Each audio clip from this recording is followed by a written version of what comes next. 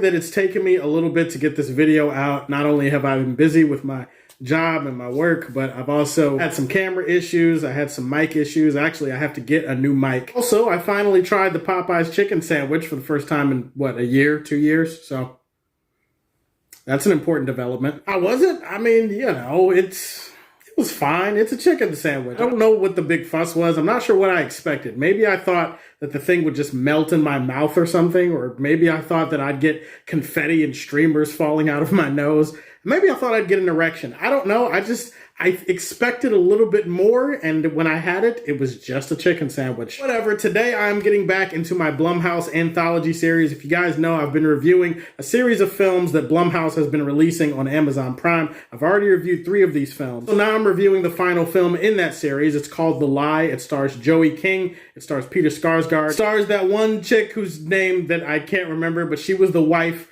off of World War Z. So, comment section, just fill me in a little bit, please. I'm sorry that you have to keep doing this, but you know me at this point. I'm going to be pretty vague since a lot of this film does rely on twists and turns and reveals, so I don't want to give away too much about the story. Essentially, there is something very big and tragic that happens very early on in this movie. Basically, the entire film is about these parents and this teenage daughter who have to try to cover up the secret, and the more they try to cover it up, the deeper into the shit they get. I've said this multiple times, but if you're a horror fan and you went into this movie thinking that Blumhouse was going to finally give you a horror movie, well, you didn't get a horror movie. This is not a horror movie. Prepare to be disappointed. These movies, I've come to realize, are not really horror movies. They're just horrific situations, really, or maybe they're different genre movies, but they have some horror elements in them, like maybe some of the imagery or a jump scare here or there or something like that that might remind you of a horror movie. As far as things I liked about the movie, I will say I appreciated that the film was only 90 minutes long,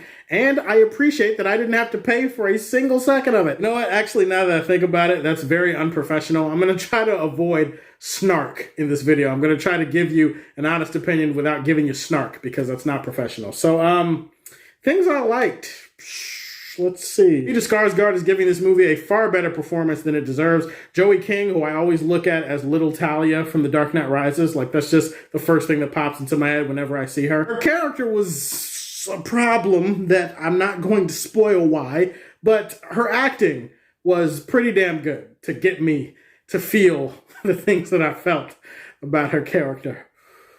Ooh, and the World War Z wife, she was good too. Like, everybody was good, so at least there's that. I could definitely see this movie being entertaining for people that want to react to people's decisions that they make within a film. Like, you ever watch a horror movie and characters just do things where you're like, what the fuck are you doing? Why would you do that? Yeah, there's a lot of that in this movie, and definitely you could get together with some friends and you could roast the people in this movie for the decisions that they make. Also, this movie does have something to say about parents that are willing to do anything to protect their kids. So I think that parents who have kids, maybe they'll try to put themselves in the shoes of the parents in this movie. They'll be like, okay, would I make that decision? Would I do this? Would I do that? I can kind of relate to that. Like, maybe I could see parents also getting a kick out of this movie. I do want to say, parents, please don't sell yourselves short. Don't insult your own intelligence, because I promise you that you are more intelligent. Like, 98% of you have to be more intelligent than the parents that are in this movie. Holy mother of God. Holy shit. Holy fuck, just holy everything. Holy cuss word. That's what this movie is. Just put holy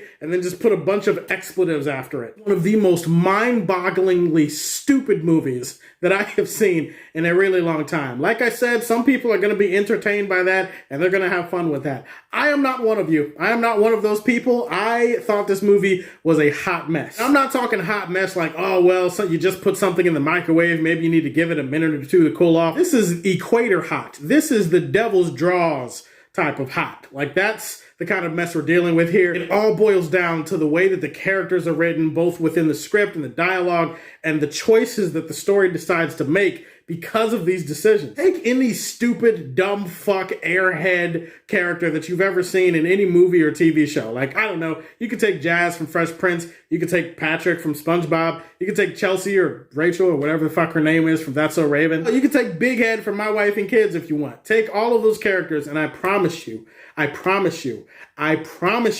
they would make better decisions than the people in this movie. It gets to a point in this movie where I'm just sitting there in disbelief because I'm like, how am I supposed to root for these people when they're such idiots? Like, the fuckery on display here. holy shit. This is not one of those armchair psychologist things where you get to sit back and be a backseat driver and you get to be like, oh, well, you know, the decision was kind of iffy. I don't know if I would have done that. Even within the film itself, there's common sense level decisions that fit for the world they created here. And these characters make decisions that are just not believable to them as people and not believable to the film that they've created. The asinine decisions that these characters put you through, where you just don't understand the logic, you don't understand why. It also affects the dialogue because sometimes characters will say something that's stupid and then they'll do something that's stupid, but the stupid thing that they do doesn't really match up to what they said, and then it's vice versa, and it does that all the time throughout the film. I could have forgiven the dumbassery in this movie. I could have forgiven a lot of the characters being stupid and all that stuff. Like, I could have forgiven it